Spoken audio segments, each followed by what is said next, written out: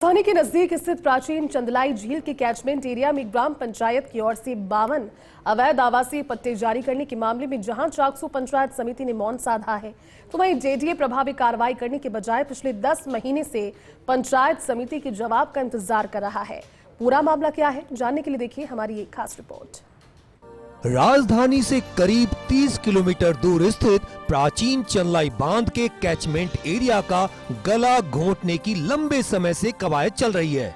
बांध के catchment area में शामिल खसरा नंबर 1208, 1209, 1210, 1221 व 1222 की 5 बीघा भूमि पर स्थानीय ग्राम पंचायत ने नियमों को ताक पर रखते हुए अवैध रूप से 52 आवासीय पट्टे जारी कर दिए।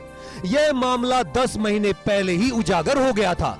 इसके बावजूद मामले में जिम्मेदार चाकसू पंचायत समिति और जेडीए के अधिकारी प्रभावी कार्रवाई नहीं कर रहे हैं। यह तो तब है जब यह 5 बीघा भूमि जेडीए के नाम गैर मुमकिन चारागाह के तौर पर दर्ज है।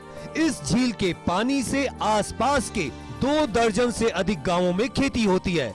इन गांवों में झील का पानी कई नहरों से होते हुए पहुंचता है।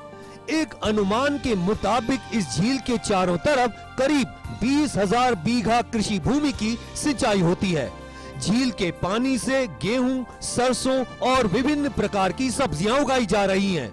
इसके अलावा यह झील प्रवासी पक्षियों का पसंदीदा स्थान है। यहाँ विभिन्न प्रजातियों के हजारों प्रवासी और स्थानीय पक्षी आते हैं। इनमें little cormorant, green sandpiper, purple moorhen, little grebe, greater flamingo, spot billed duck, Eurasian wigeon, spotted redshank, white wagtail प्रजाति के प्रवासी पक्षी शामिल हैं। ये प्रवासी पक्षी अक्टूबर से मार्च के बीच चंदलाई झील आते हैं। इन पक्षियों के कारण शहर और शहर के बाहर कई पक्षी प्रेमी यहाँ आते हैं। इसके अलावा बड़ी संख्या में लोग इस झील के सौंदर्य को देखने आते हैं। चंदलाई झील के इस महत्व को देखते हुए इसके संरक्षण के लिए नेशनल ग्रीन ट्रिब्यूनल गंभीर है।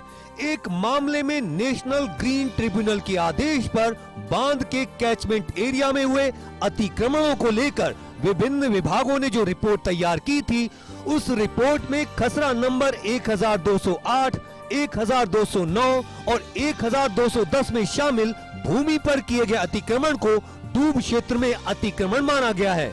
2018-19 में इन 5 खसरों की कुल 5 बीघा जमीन के भूमाफिया ने ग्राम पंचायत से मिली भगत कर 52 आवासीय पट्टे जारी करा लिए।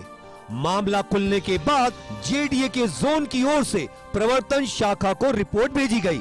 रिपोर्ट में सामने आया कि यह 5 बीघा जमीन तो जेडीए की खातेदारी में दर्ज है। जेडीए ने 6 मई 2024 को चाकसू पंचायत समिति के विकास अधिकारी को पत्र लिखा। पत्र लिखकर पूछा कि ग्राम पंचायत की ओर से पट्टे जारी किए गए या नहीं, और अगर जारी किए गए हैं तो किस नियम के तहत ये पट्टे जारी किए गए। जेडीए ने इस पत्र में विकास अधिकारी को जल्द से जल्द रिपोर्ट भेजने के लिए कहा था, लेकिन जवाब नहीं आने पर जेडीए ने वापस इस साल 24 जनवरी को फिर से विकास अधिकारी को पत्र लिखकर जवाब तलब किया, लेकिन 2 महीने से अधिक समय बीतने के बावजूद विकास अधिकारी ने कोई जवाब नहीं दिया। जेडीए पिछले 10 महीने से मामले में प्रभावी कार्रवाई करने के बजाय विकास अधिकारी के जवाब का इंतजार कर रहा है।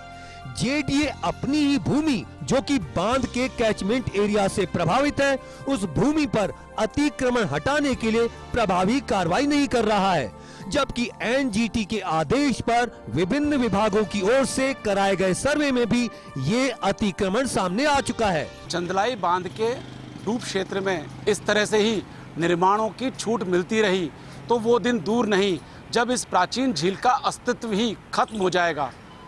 इसके अस्तित्व को बचाने के लिए ये जरूरी है कि जिम्मेदार एजेंसियां ऐसे निर्माणों के खिलाफ तत्काल और प्रभावी कार्रवाई करें। कैमरा पर्सन संजय सिंह राजपूत के साथ Abhishek Srivastava, first India news, Jaipur.